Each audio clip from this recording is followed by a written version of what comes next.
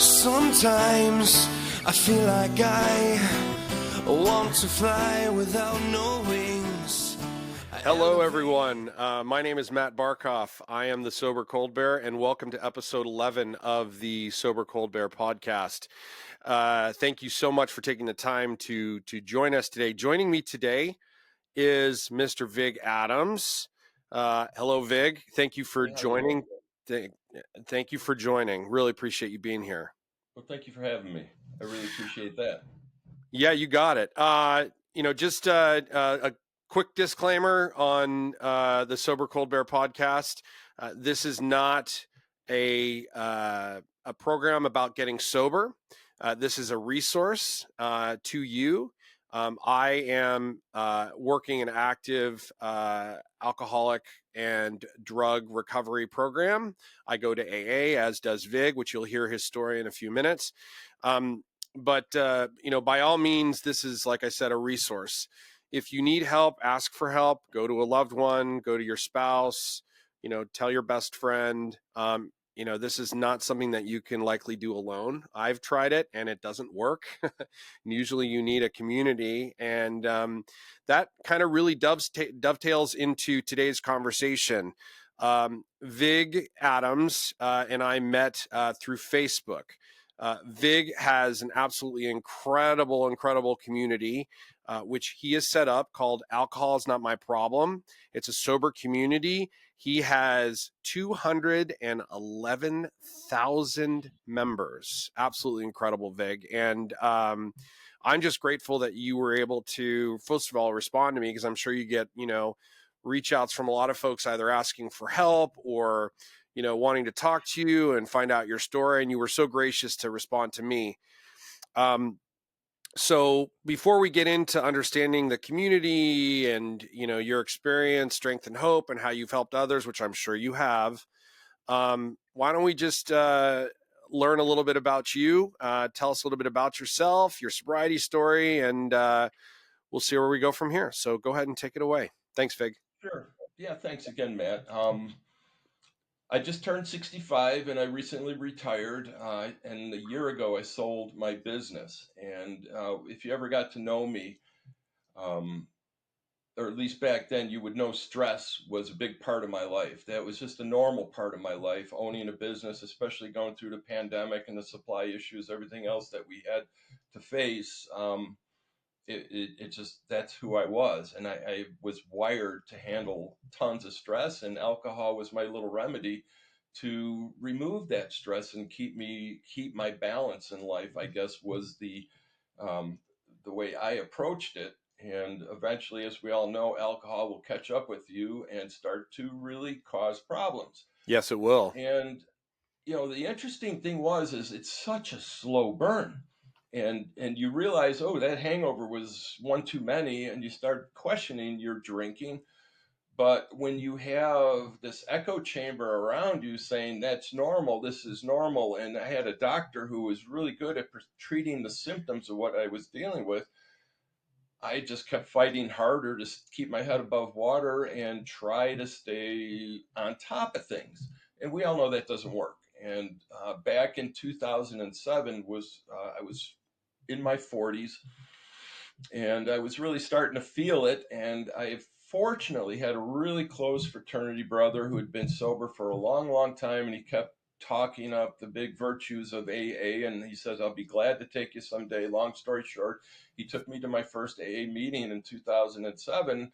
And that gave me the green light to say, I'm doing something about my problem. And unless you're really working a program really hard, we all know where that gets you. And I struggled with it. And I had 14 really hard relapses over a 10-year period. And now I'm 58 years old, near death. I could barely walk. And I finally says, this isn't working. And I had to get into treatment or die. I was literally that close to losing it all to alcohol.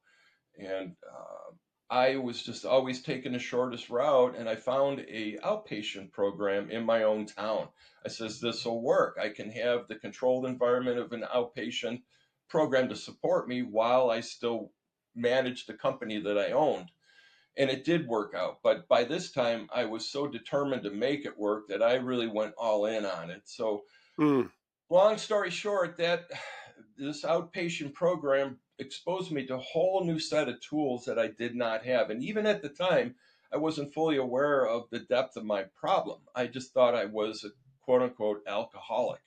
And So long you didn't actually connect the dots on that it's a disease of the brain, it's a disease of character, it's it's our Well, defects that.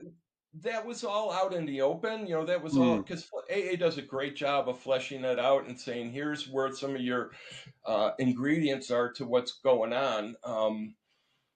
And at the time, I had a therapist, and he was the one that suggested the AA and got me going in the AA. But this time, when I was really near death, I says, I need some additional help. And I write about it a lot of times where I call it next level help.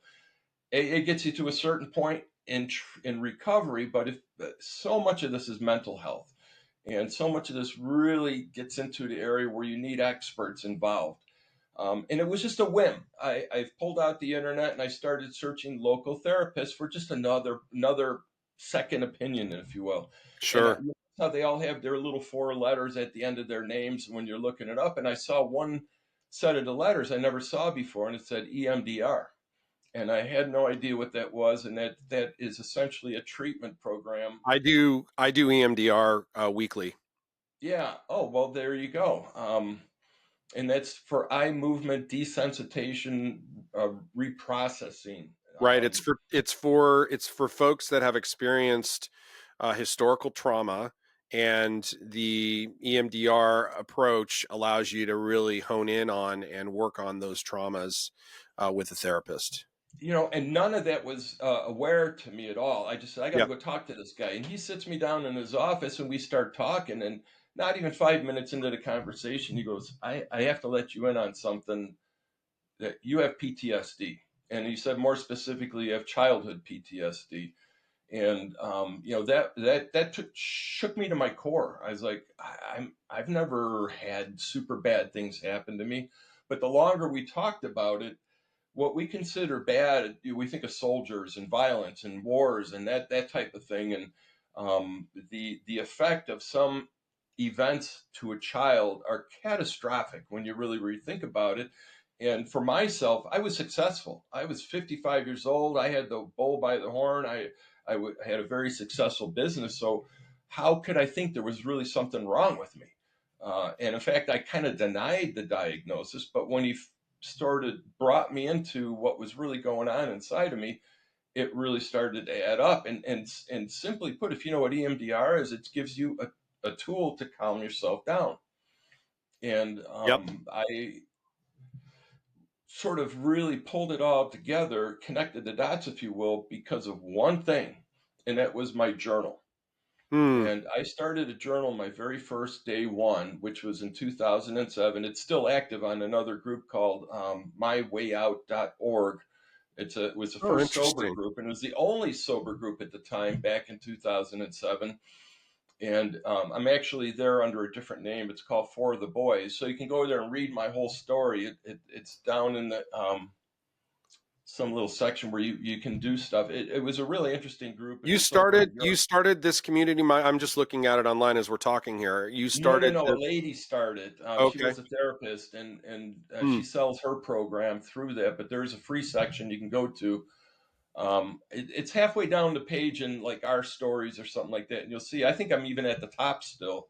It's nowhere near as active as it used to be, but the long and short of it was, I says, what's really going on? And I went through the whole journal, all 7 years of what I'd written up at that point in time. And one word came out the most. It was stress, stress, stress, stress. So here, I thought stress was my problem. And really what it wasn't the stress per se, is I had no tools to deal with the stress. Yeah. And that's really, One of the things that the mind does, especially with like stress, and especially for some like you, are so open, and I appreciate your transparency about trauma. I too have a lot of childhood trauma, that a lot of which I still actually can't remember. I'm working with a therapist actively, and I'm still trying to kind of get in touch with that. But what your mind does, especially for those with PTSD and trauma, is they completely block out those areas. And like I've actually, so I have like a name for my, internal persona. I call him Jason. And I actually say to Jason, like, hey, look, Jason, I need you to, let my mind be open and clear so that I can have a great conversation with Vig today. Because, your brain, is doing things that you obviously have zero idea what it's doing. And so like things like depersonalization is an effect of, of stress and trauma. And so I can certainly relate to what you're talking about. Well, and that's it. We basically are imprinted by these experiences, and they become your default. I call it our blueprint, or another way to look at it is programming. Yep. And what it really came down to, these events that happened to me. You're a child. You have no ability to control the situation, and that is my biggest word, is control. Anytime I have a situation where I have no control, that's where my body goes automatically into this default fight or flight. And that's what you pointed out is so important, is the subconscious. Because what I come to learn through all the podcasts that I do look at all day long is that we are imprinted with our behaviors from the first 7 years of our life. So even the good, the bad, the ugly all become, again, our blueprint for how we behave. And because of these experiences, I knew that people I trusted were hurting me. Situations where I couldn't get out of the situation, I had to endure, and I was in a lot of pain, where you learn to be afraid of those situations. So even when I'm in my 30s, 40s, 50s, public speaking, anytime that I would be exposed to criticism or put on the spot, my body shuts down. It would default back into this hide, protect myself from Yeah. that. You'd And go back into your inner child. Yep. well, it's so funny. I've been sober now almost 7 years, dealing with these things, and I had 6 months in EMDR training, and I thought, this is pretty much exposed everything I had. And it was only a month ago my wife said something to me, and it was sort of a joke more than anything, but it was also kind of a criticism, and I shut down. I kind of got mad. I never get mad. And Isn't that she's interesting? like, what are you getting so upset about? And that was one of the situations. One of my traumas was I was so horribly teased at 5 years old that anytime I got teased since that point in time, it was a trauma response. And again, it's not the situation, it was my response to the situation. That's what people have to get really clear, because it's no longer the trauma controlling me, it's the response to that trauma that is really my problem. That's my hurdle that I have to overcome. And once you identify it and you have the tools to work with it, Yeah. again, EMDR gives you a whole bunch of really cool tools: the tapping, the touching, the breathing. All these Yep. things are self-regulating, you can do on the spot. I'm Yes, sure we don't have absolutely. time to go through all of that, and there's so many other things you can do, but the key is to know this is my weak point. So when it happens, I can step back, take a deep breath, and say, I can handle this. Yeah, Or if you can't, it's the awareness factor. It's the awareness factor. exactly. Yeah. And again, We could literally talk about this for because I too had childhood trauma from being bullied, and that's something that I'm actively working on, and it's a tough thing, especially to talk about. And with EMDR, I still actually haven't done like a full EMDR session. I just started doing that. It's taken months for me to actually get into that mindset to actually sure. do MDR. I just got introduced to like the ball moving back and forth on the screen and Right. all sorts of cool Okay. stuff. So this is a really, really great topic. I do want to congratulate you and talk a little bit about the community that you set up, because you've obviously helped a lot of people, and I would love to hear how you started Alcohol Is Not My Problem Anymore, how you came up with the concept. You said to me, even like, I had no expectations of this, getting this type of response. How did you come up with it? How have you been keeping it going? I've had a couple of folks on the podcast that have communities. I had a guy on that lives in Bali, who's got he's got the Recovery Club, and he just came out with a book called The 12 Steps to Freedom. He's just launching a community. There's all different ways to do it. You obviously took the platform of Facebook and just ran with it. So tell us a little bit about alcohol is not my problem anymore, the community, how it got started, and everything else. I think a lot of folks are going to be interested in hearing your story around this.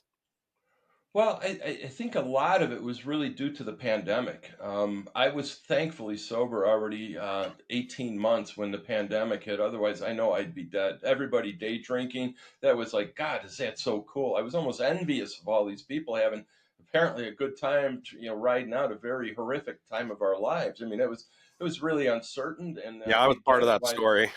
yeah. But anyway, with all this time on our hands, I found my way into Facebook, spent some time there, and found some sober groups. And I was just hanging out, sharing my experiences and my knowledge. And the one thing is, I love to write, and have always had my diary at that mywayout.org. And I would share some of these writings at the groups. And um, the one thing that was always in my way was just that the groups weren't well managed. And you can go to a lot of groups and there's a lot of blabbermouths, a lot of know-it-alls that come in. And then there's just the chaos, the bickering, the bitching, the infighting. And I said, this is not conducive to really communicating the information that needs to be communicated.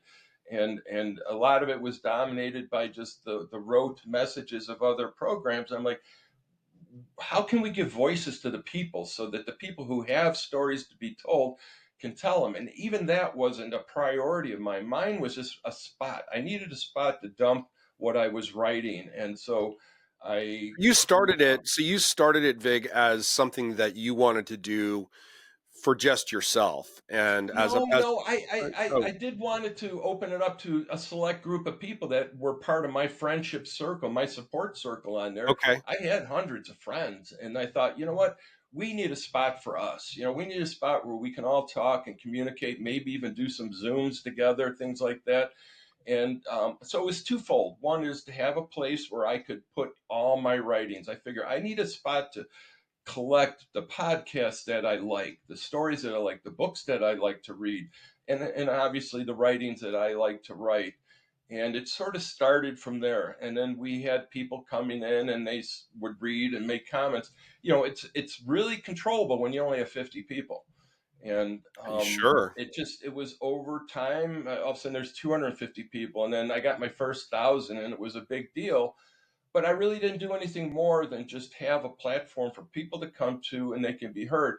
And the one thing I did differently that I think is really the hard work of it all is to control the nonsense.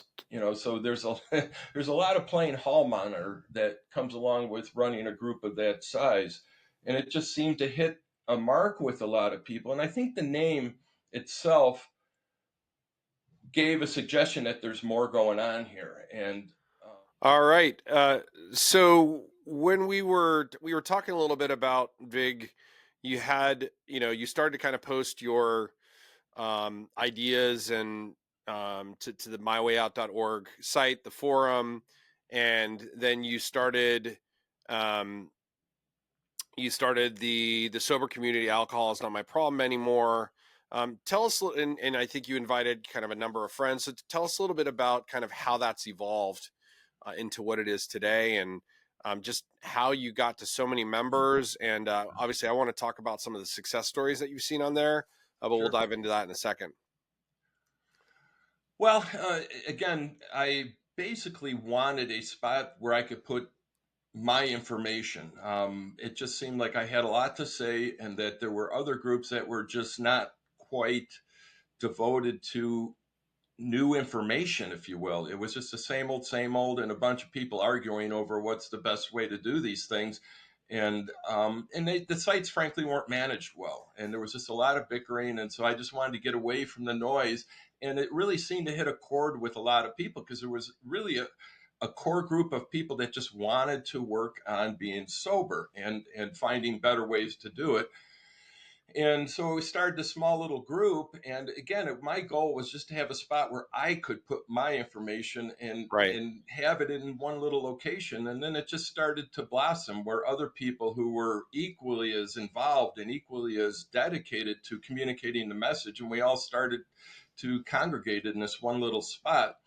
And that was really my only goal, was just to have that little spot. But then all of a sudden this community started to grow. And the focus was not on any one particular set of information, because there's literally, at the time, there was hundreds of groups, and now there's thousands of groups, tens of thousands of groups. And if you look for certain type of information, you're going to find it. You're going to find the people that are dedicated to a religious experience for their recovery. And then the AA's got their turf well covered. So I said, there's a gap. And I wanted to fill that gap with information that wasn't already being regurgitated 10 ways a Sunday. And that's what I've dedicated my group to. And it seemed to strike a chord. People were looking for the new information or looking for the new techniques. And that's really what I've devoted my time and efforts to, because once I figured out that alcohol wasn't the problem, that I was the problem, that opened up a whole new set of avenues to pursue. You've got the mental health aspect, you've got the physical fitness aspect, and you just got the aspect of learning to live life on life's terms, Right. and to live your life more gently without creating problems. Because I think self-sabotage is really the one thing that we really aren't fully aware of when we come to recovery, and our brains are scattered all over the place, and you just want the easy answers. And until you settle down to really devote your time and effort into recovery, you're just going to be spinning your wheels. So I want to one spot. Once you're done spinning your wheels, come over here and let's talk about it. Let's use this other information that's really available. And you can see the growth of the group was pretty substantial over time. And originally it was a public group, because I felt most of the private groups start to infuse their own identity into that group and that messaging that was going on. And I says, you know what? There's a lot of people that are sober curious that don't want to, put their name into a private group, or even to put their name out there, period. And they can just come in the doorway, look at the information, get an idea what this is all about, and then come back when they really needed to work on their sobriety. And that seemed to be the formula that created this group into the size it was. And about 2 months ago, it dawned on me that the public was just an open invitation to chaos. And it really came down to, it was 6 Just 8 2 hours months a ago? day. No, literally, I went from public to private back in March, I think it was. Okay. And it got to the point where I was getting 300 new members a day, and only 2 were really there for the purpose of doing it. Because once I hit 200,000 K, it was just an invitation, put your message here and get a lot of likes. And it really became down to just, I was a doorkeeper. And So it really became, there were a lot of bad actors that were coming in and trying to I think it's either. just scammers. I think it's a meta problem, a Facebook problem, where they seem to don't care, and they just allow all these people to migrate through their platform. And the worst is OnlyFans. I mean, my God, I get about 60 to 100 OnlyFans a day that want to come in here just to showcase their face, and that's where the private sort of gave me a more of a gatekeep ability to it. And there are the filters, and now do a whole bunch of the work. And I'm a lot calmer these days because of it. So it was a move I had to make. I kind of regret it in the fact that I no longer have that spot where Sober Curious can check in. So now they're going to have to, commit a little bit more to come into the group. But it's really helped out, and the people that are in the group want to be there. I still have to gatekeep quite a few people. If I get 100 people wanting to be in, I'll be lucky if I admit 10. Oh, What people don't interesting. realize is just the sheer number of people I'm not allowing into the group. And I think that helps keep the quality of the experience at the level I want it to be. I don't want this to be just a chaotic bunch of people trying to figure out what they're trying to do. And at least this makes it something I can be proud of. And I Yeah, think no, that's for also sure. what's working for it. Yeah. Obviously this program is about anonymity, right? So not looking for Sure. any specific, name or situation or what have you, to protect the anonymity of those that you have um, Sure. engaged with. But as we know that this program is a pay it forward, services, a Sure. service oriented approach to things. We help Absolutely. others. That's why I'm doing this podcast. For instance, is to talk to folks like you, who are doing really good work out in the world, to help others and pay it forward.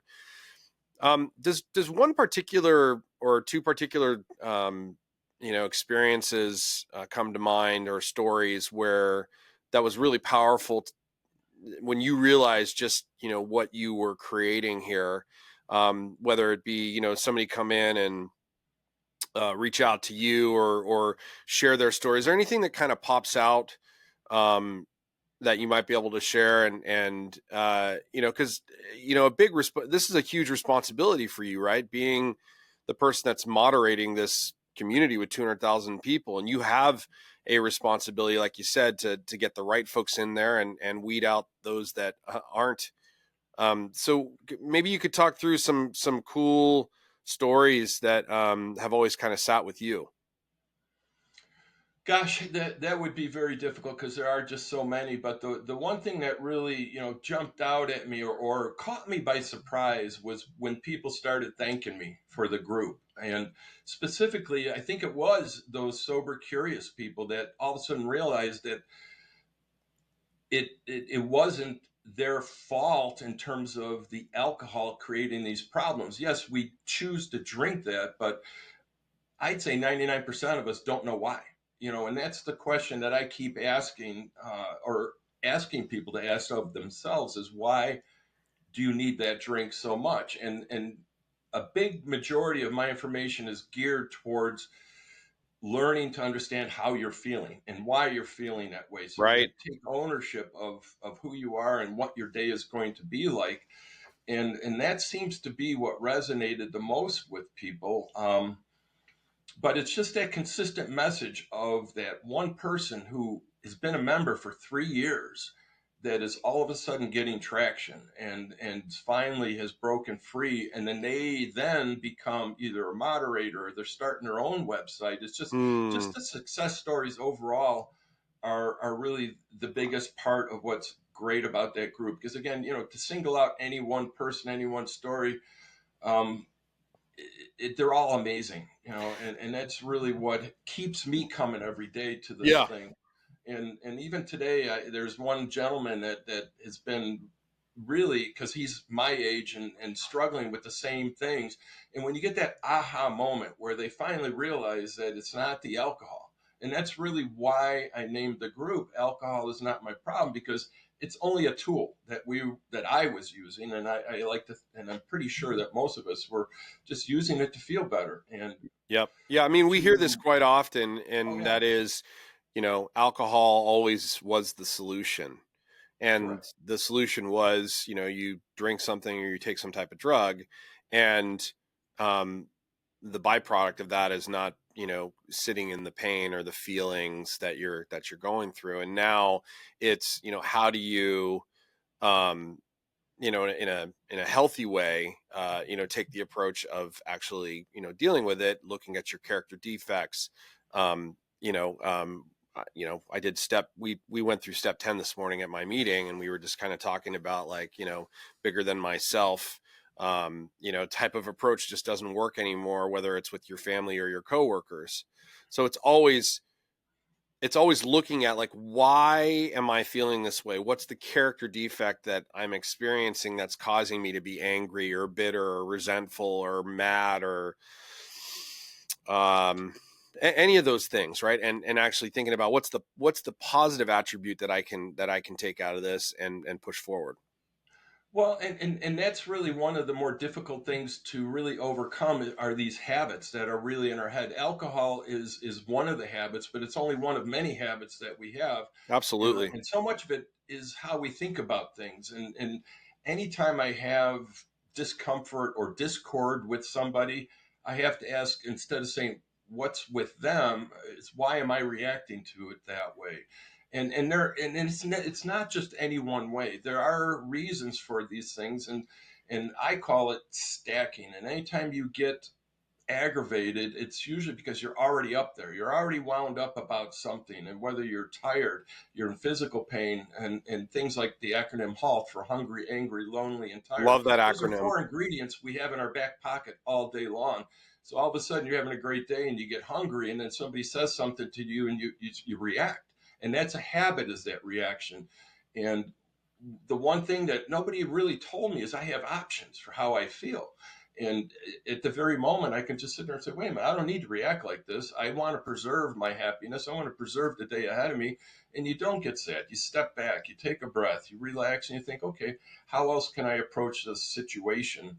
And then you come up with those things. And that's really what I've dedicated the group to. And every day I try to have a feel good that makes you think about feeling good, and then hopefully touch on something. And it's like being a performer in a crowd where I'll read what a lot of people are struggling with, and that will inspire me to create a post, or at least to focus the attention on the post. And I've been at this now for 6 years, 6.5 years, in terms of interacting with the sober community. And I can almost predict on this day, May 14th, what people are going to be dealing with, and there's seasonal changes. It's Wednesday, it's in the middle of the week. People are thinking about the weekend coming up. They're thinking about all sorts of things. And if you can sort of take charge of where you are at the day, at the week, at the month, at the year, even the time of the day, that's how you get control over your life. Because alcohol was only a small part of my life, and it was a very intense part of my life. When you're drinking, you basically punch out. I want people to punch back into their lives and to realize that they are in control, that the only problem you have is what's up in your head and how you're processing the information. 99% of it is right here between your ears. And it's Yes. amazing when you start interacting with yourself, and you learn and gain the confidence that, yes, I can sidestep these moments. I can survive that moment without taking a drink. And then you just gauge yourself in terms of how well did I do with that thing. And I really encourage people to correct their mistakes. And once you gain that power that you are capable of doing this, that's when you get sober, and that's how you stay sober. And those Yeah. are the stories that I like to see, is when people finally say, alcohol is not my problem. When I see those 4 words, it just makes my heart soar. And the other 3 words that I champion is I don't drink. And then once you own those 3 words, anything you think or do afterwards is basically up to you. And once you take Yeah. drink off the table, now all the choices are there. And it's really amazing when you sit back and do take the time to say, what are my choices today in this moment? And that's Yeah. really the thrust of what I want this group to be able to get people to start thinking about. And that's when I think the changes really start to come into play. And I just look at the membership, and I see the people, and the enormous footprint. This is all around the world. And that's probably one of the bigger thrills I've had, is to go and look at the demographics, and you see 150 countries that this website is part of. And Yeah. it's only growing. And it's almost like, what do I do next kind of I moment. think I think a couple of things that I love about it is one, obviously you share really great content. The second is just the level of transparency and frankly vulnerability of us members when we say, hey, I got 30 days, or I got 60 days, or I just celebrated an anniversary, or fuck, I relapsed, Right. and like just the admission, of that, and to actually see, the community actually leaning in Oh, and yeah. actually saying, like, hey, it's okay. Like, we've all been there. And so it's just the level of power in the community to support and, provide the level of confidence back into into folks.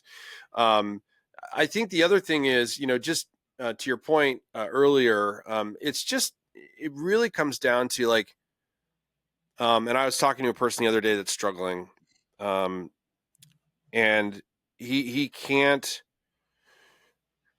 for whatever reason, he's gone to rehab a couple of times, and but he can't seem to like stop drinking. And I said, I think the most important thing that you need to do or consider doing first is just, surrendering, right? Which is obviously step one. I'm powerless over alcohol and my life has become completely unmanageable. And I see that a lot, when folks post. It's like, hey, day 1, day 10, they show pictures of like, here I was 2 weeks ago and here I am now. And that just to see that is so empowering, and it's why I log in every day just to see like 1 or 2 pieces of content, just to show me that this is like a daily practice. Well, and that right there, I think was one of the bigger gaps that I felt, and I experienced it also in my time in AA. Was great. You're at step 1. You got your white coin. Then what? Yeah. And after 14 hard relapses, I kept asking, what do I do next? What do I do next in the next hour when I leave this meeting? And that is what I saw. Almost 100% of the people who are new to recovery or struggling in recovery, they just didn't know what to do next. And I think there was an overselling of the expectation. You just quit drinking and your life's going to be perfect. Nope. And so when you hit these obstacles in life, and again, I've been sober now 6.5 years, and I just ran into one of my triggers for the first time, understanding it just a month ago. So these things will keep coming up, and if you're not prepared to keep asking the question why, and you just expect things are going to be perfect, yeah, you're going to be frustrated and you're going to struggle. And I like to think that that's what the goal of my group was, to have the tools right there. They can go through, they can use the keywords, they can search the group. There's tens of thousands of posts now that you can get to the information right away. And the community itself will open up its arms, like you've seen, and they'll take anybody new and immediately bathe them in all this love and support and ideas. So right away, they're getting a lot of seasoned advice, and you just don't get that anywhere else. And that's the part that's blown me away, is there are people much smarter than me that are on this group giving advice. And when you see within an hour 200 to 300 responses, my gosh, I mean, to sit there and say I created that, I don't take credit for it anymore. And that's what I did when I changed from public to private, is I changed it from my group to sober community. This is really the community that's now building what you're seeing and feeling. I'm just the gatekeeper. I'm the bouncer that keeps the bad news out of there, and hopefully keeps things on an upbeat. And then there's a lot of stuff you don't see. There are a lot of people struggling that I can only put so much of that message out there, because there's people that are barely hanging on. And to throw something that's very triggering out there, I'm just not on board with it. There's other groups that can handle that kind of messaging. I don't want that to be part of my group. This is for people wanting to stay sober, and there are the tools that they can use to get sober. And I think it's working really, really well. I think you've done just a phenomenal job with it. In the last few minutes that we have together, Vig, I want to ask you I want to kind of take the conversation in a different direction. And sure. What's kind of your thoughts around how companies are doing around handling those that are challenged with addiction and mental health issues? I think, and I've had others on the podcast previously, and we've talked about this, but I'm curious your thoughts on it. I'm curious if you've connected with others to talk about this. I feel like companies throw a lot of money and resources at, helping you fight cancer or diabetes or mental health struggles. There's EAP programs, employee assistance programs, where you can go and see a psychiatrist. Yet, alcohol and business is kind of almost in the same sentence at most companies. You show up and you do everything in your job, but then, there's always somehow, some way alcohol involved. And so when somebody actually has a problem, it often gets to a point where, you do need that help and you do need your company to lean in. Curious if you've thought about that at all and if you have a point of view around that. Well, I have a big point of view of it because I owned my own business for a number of years, and I was also general manager of a company for a number of years. And it's like a fire. You don't fight it until the fire's actually there. And the problem is these types of addictions are slow burn. They're there decades before they become a real problem. And so you're right. Mental health is a huge problem for everybody. And you have mental health issues before you develop an addiction. And it's one of those things I would love to see, not just the businesses, but I think the government to support businesses to support their employees. Because you as a business owner, you don't see it until you start seeing the absentees. And then you might see erratic behavior. You might see the beer bellies growing. You might see the rosy cheeks. You might see them running out to their car and doing that. The problem's already, the cat's out of the bag, and it's almost, I don't want to say too late, but now you're going to be damage control as opposed to fire prevention. And that's what I really think is missing is the mental health fire prevention. And that's either, I know not paying them more doesn't stop the problem. That I know for sure. So what people need is support to know they're being heard and that they know that it's okay that they're struggling and that the company will be there to support them, obviously to a certain point. Well, But obviously without, it's the person's responsibility to obviously, if they realize that they have a problem, to do something about that. But when a person actually has yeah, the the light bulb and know that they need to do something about that problem, they should feel that they are supported and they can go to their leadership team, their boss, or somebody in HR and say, hey, I've got a problem, I got to do something about it. And know that the resources are there to help them and support them, rather than, I know a lot of organizations and I know a lot of people that have been through this where the situation wasn't handled well. A lot of leaders regressed and said, I'm just not going to take any part in that, and then that person is further isolated. it's a real difficult situation for me because I understand the problem. I understand how difficult it is to quit the problem. And if I saw somebody who was a raging alcoholic and not being successful, I'd say this is going to be a long haul effort with them. And I have a business to run, and I still have to be sensitive to that aspect of it. But at the same token, that I would like to think that this is because for me, I see addiction as really a bigger problem than it's ever been. And I have to thank the pandemic has newly minted all these people that just were under a Totally. tremendous amount of stress and they didn't know how to deal with it. So there's that word normal that's out there. And I guarantee you there is no such thing as a normal person because every time or ever since I got sober, I could look at a normal person and I go, these people are wound up. They're really as crazy as I was. They just don't have the drinking problem, and they're struggling as bad as I did. They just don't. They're not manifesting it or putting out the fire with the alcohol. Yeah. And then they're struggling with it, and they're miserable. So now the things I dealt with as an employer were just that marriage problems, kids being sick, and then they're not dealing with their problems at home. So if I could help them deal with their problems at home, then I know I'm helping them avoid getting Yeah. to that next level, which is self-medicating. And that's the one thing that we really well. And people are saying, "Well, I'm just taking these little tiny pills that the doctors, give me to relax." That's a problem, you know. And just because you're not pouring alcohol doesn't down your throat doesn't mean you're okay. Well, alcohol for It will me now. during COVID became a big problem. Yeah, I had just moved.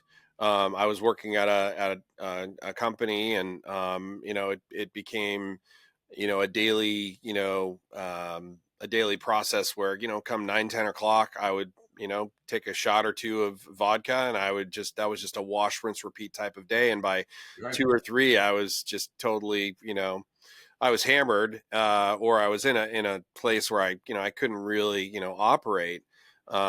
So yeah, I think a lot of those things that happened during COVID, those have never left. I think a lot of those behaviors, continue today. Right. And so it's like, how do we provide those resources to folks that actually need help? There are companies out there that are starting to do that. I do think, in 2025, they need to be more in front and center, and it needs to be a further conversation, which is frankly why I started this podcast. I will tell you that, in any corporation, about roughly 70% of all employees are impacted either directly or indirectly by addiction. It costs companies, just in the U.S. alone, upwards of $300 billion a year in lost revenue as a result of these issues. So it's not just a health problem. It's a financial problem that's impacting these companies' stock price because of lost time. A person not showing up to work. Somebody doing something inappropriately during a meeting and losing a client, or just productivity or what have you. Well, my frustration is really directed more towards the government and society for the most part, in the fact that two things is now the government is legalizing marijuana, and that's just giving people a different tool to use to placate their problems. And they're like, well, this is okay, it's legal now, and it's authorized by the government, and it's not addressing why they're using it. And that's a big problem right there. And then the barrier to entry into recovery, which is the stigmatism. I'm an addict, I'm an alcoholic, all these negative thoughts of actually saying I want a better life, and that's really what we're trying to say is you can have a better life if you just stop self-medicating and start Sure. facing the problems. And the problems themselves are only problems because you're calling it a problem because you don't know how to deal with it. Once you Absolutely. learn these self-regulating tools, these things they're no longer problems. And Yep. it's amazing Absolutely. the amount of weight you can shed by just taking ownership of your life and how you react to life. And then understanding why, what built this Absolutely. inside of me? How did I get this way? And there's a lot of questions to ask that'll get you to that point in time. And that's really what I've dedicated my group to, is giving the people the tools, the stepping stones that they can take to either do it on their own, or like I'm really champion, go get help, get to the next level help where the professionals that are out there, they can do it. It'll take a couple months of your life to do it, but then you have the rest of your life to live a much better life. It's stunning. The life I'm living today. Retirement has nothing to do with it. I ran the 3 hardest years of my business, the pandemic and all that time after, sober. Yeah. And I would not have survived that if I wasn't sober. So there's really life after this crazy addiction that we have. You are And we you just are get the you are tools pre you to are do it. preaching. You are preaching now, Vig. I appreciate it. Well, Vig, thank you for taking the time out of your schedule to be a part of this podcast. I'm so glad and grateful that we are now friends and are now Yes, connected. And absolutely. I think initially we were kind of going back and forth on the podcast. I'm sure you were probably a little bit like, I'm not really sure who this guy is. Oh, no. But I appreciate you coming on and, uh, you know, um, you know, talking about this and being so passionate about it. And you have saved, I'm sure, more lives than you probably even know, whether directly or indirectly, either, from folks Yeah. coming in and were curious and actually got sober, or somebody that reached out to you and asked for help. And I thank you so much. Is there anything that you want to say in closing here about yourself, your experience, the community? And again, folks, it's on Facebook. It's called I'm Not Sober Anymore, and it's really easy to get to. I'll there in the bio link of the podcast. I'll put a link to the page, so you'll probably end up getting some more invites. Hopefully, they'll be all folks that actually are doing them for a good reason, Vig. But is there anything you want to say in closing? Well, the group is actually alcohol is not my problem anymore, and just slow down. Learn to say no, and life does not have to be painful. Life is reasonably easy. It's not painless. Learn to be uncomfortable, and then find your joy. There's nuggets of joy, as I call them, all around you. If you see a negative situation, look for the positives. And that's the fastest way this becomes easier. And, do reach out for help, stay active in the sober communities, and keep learning. There's so much information out there. There's no excuse to not know what you're doing and why this is happening. That's my biggest takeaway is don't quit learning. If you're struggling and relapsing, just fix your mistakes, find the people that know what they're doing, and find the things that inspire you.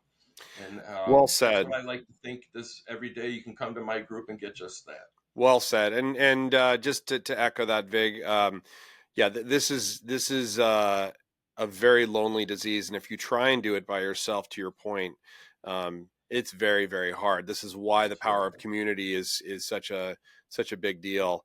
And again, I think for everybody out there, thank you for listening in. This is we're going to go ahead and close up the Sober Cold Bear. Again, Vig, thank you for your generosity and for your time. To your point, and to everybody out there, ask for help. There's folks that are out there that want to help you, whether it's a loved one, whether it's your spouse, whether it's your best friend, whether it's a coworker that you trust. There's communities like, we've been talking about on this podcast, available to you as resources. Tap into them.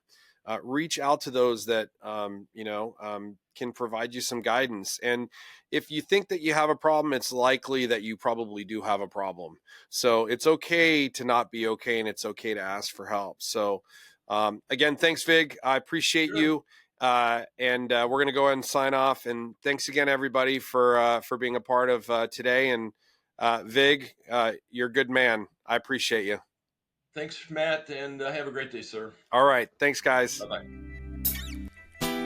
Sometimes I feel like I want to fly without no wings. I elevate inside my mind, and sometimes